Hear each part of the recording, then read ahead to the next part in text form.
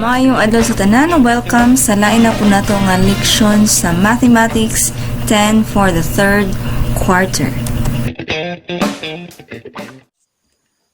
Okay, fundamental counting principles.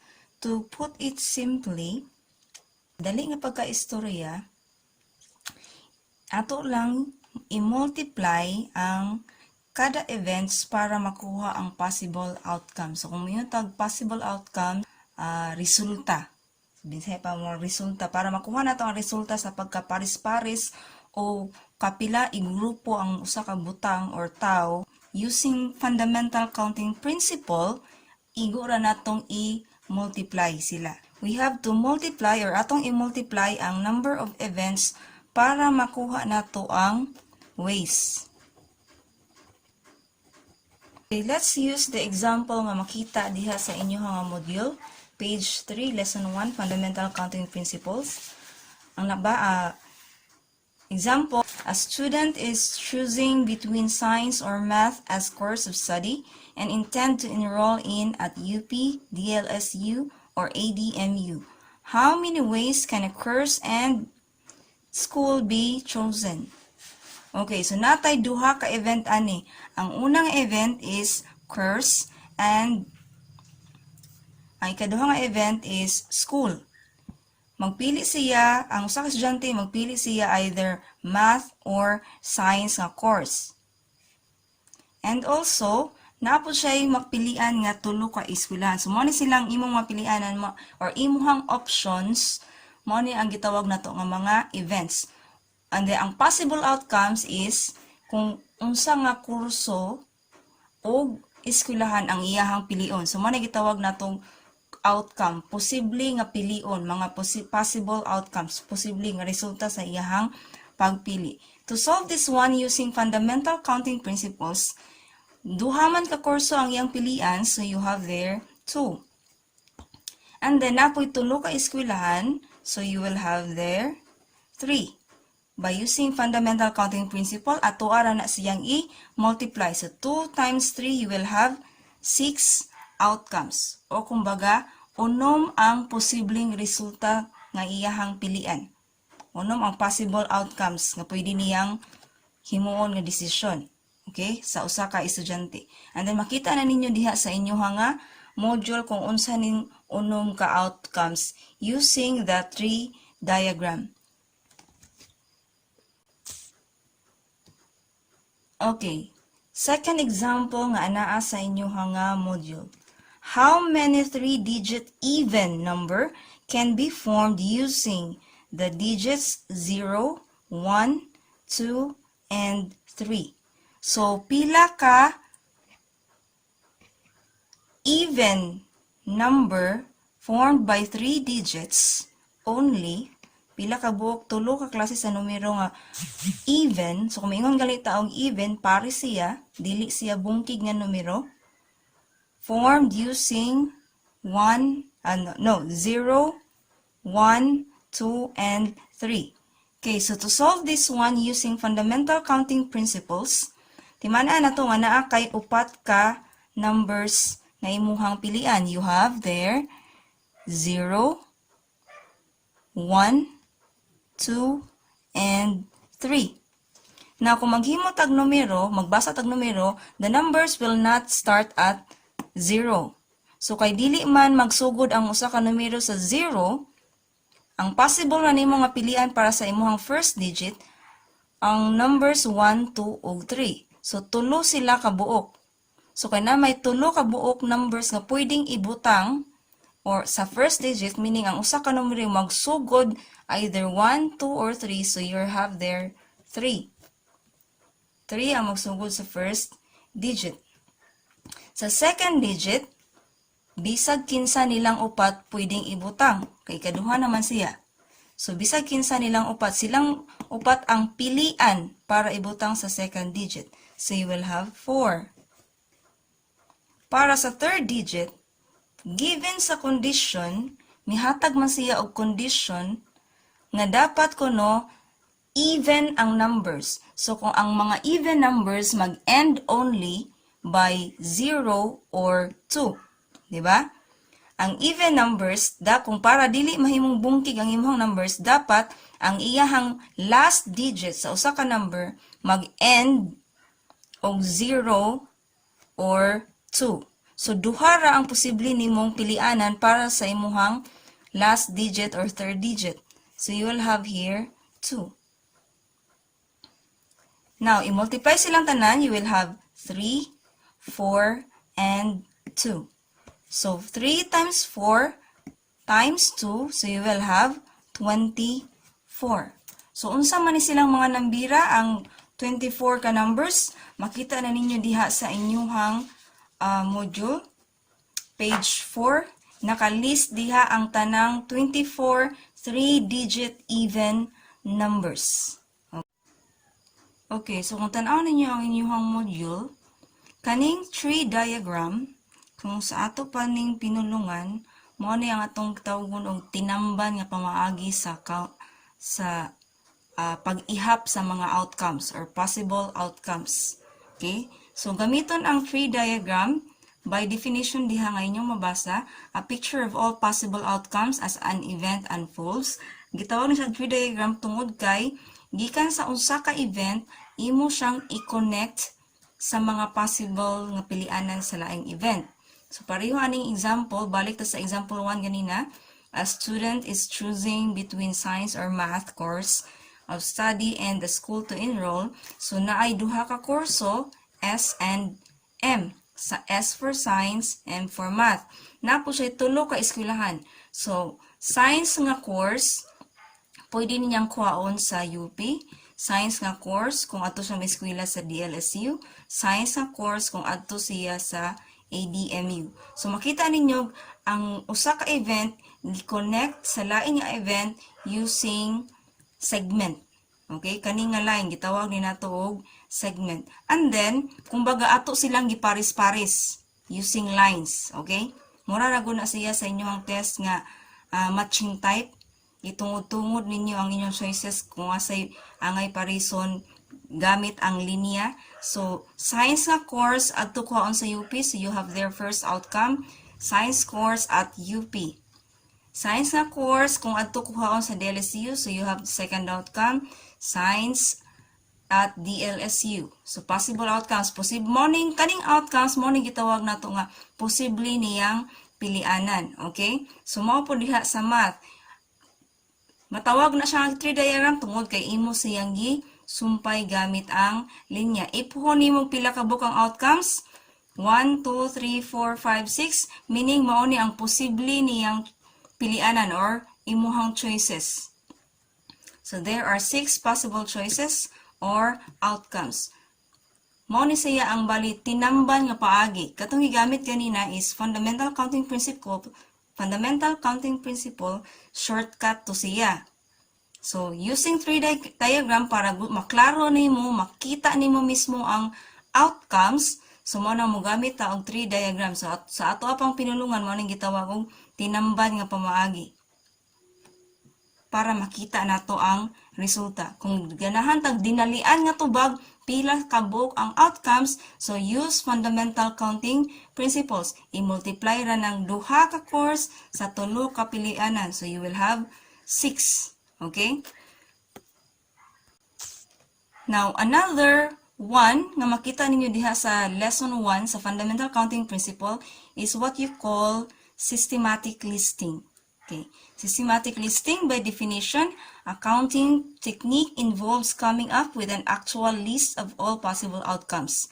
Coming up with an actual list. So, sa ikaduha nga example ganina, how many 3-digit even number can be formed using the digits 0, 1, 2, and 3? So, unsa may buhaton, dili siya mo gamit og tree diagram, kundi ang iyang gigamit, pwede siya actually gamitan og tree diagram, pero for the sake of this example, gamitan niya og listing. So, gisolve naman ito nato ganina, no, gamit ang fundamental counting principle sa pagpangita sa number of ways or outcomes kung pila ka 3-digit even numbers ang ma-create or kapilian. So kaning systematic listing, tagsa-tagsa niya og lista ang mga possible outcomes. Okay, so mag-start ang digit sa 1 kay wala may digit or wala may number nga mag-start nga basahon nimo yang sinugdanan 0, di ba? So magsugod jud na siya og 1. So 100, 102 kay kinahanglan even man. So kay even number man siya mag-end or ang last digit is always 0 or 2. Mao na iyang pilian. So ganina by fundamental counting principle gi-multiply to nato 3 times 4 times 2. The answer is 24. So kaning systematic listing, tagsa-tagsaon nimo suwat ang kada outcome hangtod makumpleto nimo ang 24 ka 3-digit numbers. So sa ato pang pinulungan, mao ni siya gitawag nato og tinamban nga pamaagi. Hassle or hago siya kay tagsa-tagsaon nimo suwat ang tanang outcomes, pero sigurado makasure ka sa imuhang answer kung pila sila kabuktuon kay makita man nimo sila. Kung naapay laing kondisyon sa problem or sa pangutana or sa exercise, ma-identify pud nimo ang mga outcomes kada usa. Okay? So mo na siyang gitawag og systematic listing. Kaning number 3 or kaning katulong nga example, 2-digit numbers are formed from the digits 0, 1, 2, 3, 4, 5, 6, 7, 8, and 9. Magpurma kuno ka og digits numbers. So kani siya, mo na ni ang gitawag na to og FCP nga pamaagi.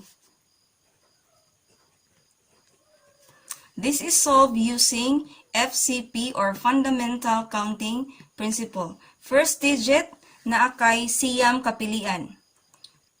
First digit na akay siyam kapilian tungod kay y labot si 0. Kay ang usa ka number di man siya magsugod og 0, magsugod man siya og 1 or any other number. So mao nang siyam ra imong pilian. Sa second digit, sila nang tanan imuhang pilian kay pwede magbutang dinhi og 0. So multiply that 1, 9 times 10, you will have 92 digit numbers or 90 ways using fundamental counting principles. So kung mangita lang ta sa number of ways, pinakadali nga gamiton is fundamental counting principles. Igo ra kang mag-multiply. Kung kinahanglan tang mag-identify sa mga outcomes tagsa-tagsa, you can use systematic listing or mugamit ka og tree diagram, which is i-connect nimo ang mga outcomes or ang mga events para makuha ang outcomes using line segment. Okay, so mao na siya ang ato ang lesson on fundamental counting principle. To explain further your exercise, kaning inyong exercise nga naa sa what's more, ang inyo rang buhaton na ni is kaning sa box parison ang blouses ug ang skirt. So mo ni siya ang gitawag og listing. Ilista systematic listing. Ilista ninyo tagsa-tagsa ang mga outcomes. And then ipha og pila sila ka buok, mo na i-answer sa number 1. Sa number 2, gamitan ninyo og tree diagram. Okay, even though kay baw na magpilay answer, inyong ipakita ang solution. So ang solution ani niya is either listing, and then sa ikaduha is pakita ninyo ang tree diagram. Lesson 2 sa inyong module 1 sa quarter 3 is about factorial notation. So kana siya klaro naman na diha ang example, no? Factorial notation, n factorial for every positive integer. So n factorial means n times n minus 1 or nagkaanang paggamay nga numbers. Para maklaro, for example, para dali ra masabtan, mulargo ta sa example, kani siyang 5 factorial or kaning exclamation point. This is read as 5 factorials. Ang ipasabot sa 5 factorials, imo siyang i-multiply sa nagsunod niya nga number ubos. Okay, so like for example, 5. Unsa may sunod sa 5 nga mas ubos niya? 4. Hangtod nga maabot ka sa 1. So, 5, 4, 3, 2, 1. Imo na silang i-multiply tanan. So, muna ipasabot sa factorial. Mag-multiply ka paatras sa nagsunod niya nga number, sa nagsunod nga gamay nga number. hangtod nga moabot ka og 1. So kaning dot nga inyo nakita dinhi sa tunga, dili na siya decimal point. Kung inyong tan-awon, mas dako na siya sa decimal point. Kaning dot nga inyo nakita sa tunga, multiplication symbol na siya. So mo nang mogamit ra ta either parenthesis ang gamiton sa pag-times or dot nga naa sa tunga. Dili itapad sa numero kay mahimo na po na siyang decimal. So dot ipatunga sa duha ka numero. 2 factorial means 2 times 1 equals 2. 3 factorial times 2 factorial, magtapad gali na sila, meaning i-multiply silang tanan. 3 factorial is 3 times 2 times 1. 2 factorial is 2 times 1. So, multiply yun. 3 times 2 is 6, times 1 is 6, times 2 is 12, times 1 is 12. So, kung makita ninyo na ay sayop ang inyuhang module. Lesson 3 sa inyuhang module 1 is about permutation of objects. So, ano man yung gitawag nga permutation of objects? By definition, makita ninyo diha sa inyuhang module. Permutation refers to an arrangement of objects in definite order. Klarohon ha? In definite order. So, ay pasabot og indefinite order. Meaning, importante ang pagkasunod-sunod or naay pagkasunod-sunod sa iyahang events. Or arranging the order of the objects being arranged creates new permutation or new outcome na siya. Okay? So, ang pagka-arrange, ang outcomes nga, importante ang arrangement, importante ang pagkasunod-sunod sa matag element or sa matag event, muna ang gitawag og permutation. One permutation. So, for example, 6 permutations for the letters F, B, and O taken 2 at a time. Meaning 3 letters, unya, sa tulo ka letters, mugamit ra ka og duha or pariso nimo silag tag duha. You have FB, FO, BO, BF, OF, and OB. Tungod kay, importante ang pagkasunod-sunod sa letra. Like, FB, dili pareho sa BF. Okay? FO, dili siya pareho sa OF. The same letter, pero importante ang ilang pagkasunod-sunod.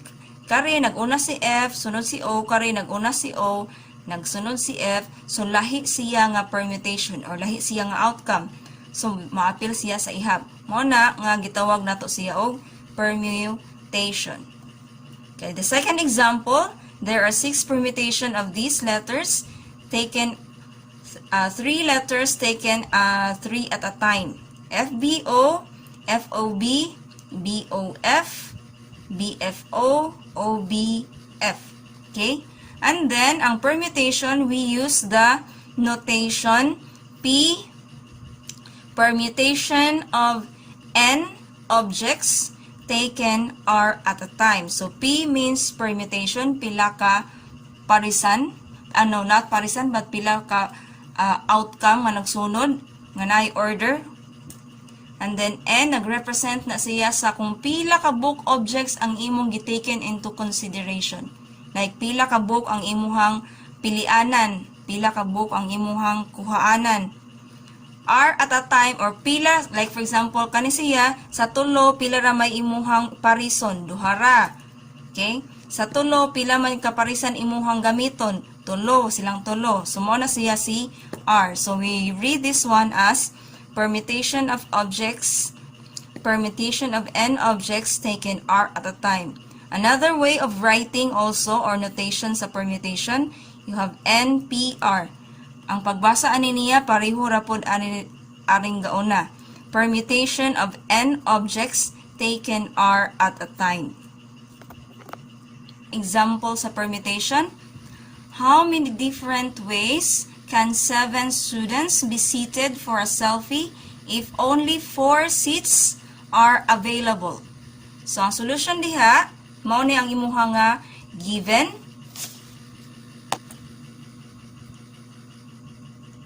Given na sila ha. Mohatag kog laing solusyon nga ang naa sa inyong module, explanation na siya. So, ato na siya i-explain og FCP nga style. So, ang given, there are 7 objects to choose from. 7 man sila ka estudyante, so your N is 7.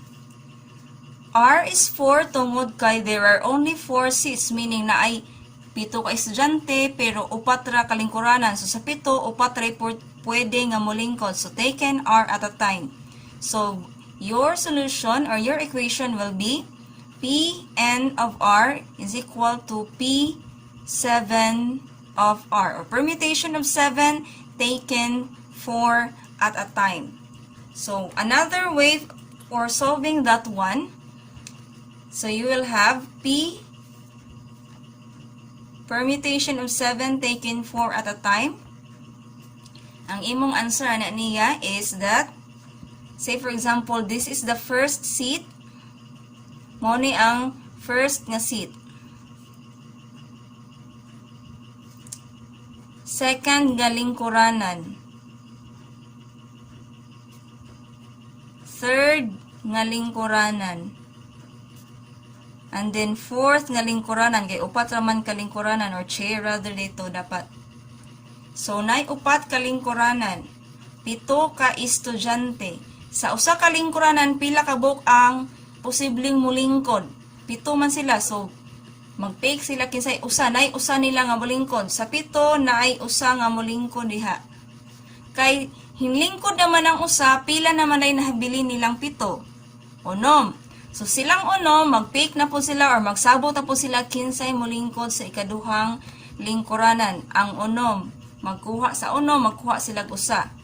Kung milingkod na ang usa nila sa ikaduhang lingkuranan, pila ka buok ang nahibilin nga magpili or para mulingkod sa ikatulong lingkuranan na ay 5. Pila naman kung nang 5, mulingkod na sa ikatulong lingkuranan, ang naiusa nila nga mulingkod sa ikatulong lingkuranan, pila naman lay nahibilin? 4. Okay? So, sa 4 na ay usa nga mulingkod, nahabilin ang 3. Pasagdi rato sila, makamupuli rato sila ining human. So, using fundamental counting principle or FCP, ang say buhaton ani nila at tuwa silang i-multiply. You just have to multiply them. So you will have 7 times 6 times 5 times 4.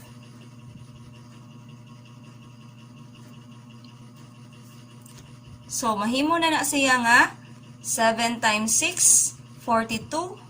42 times 5, pila man? 210. 210 times 4, 840.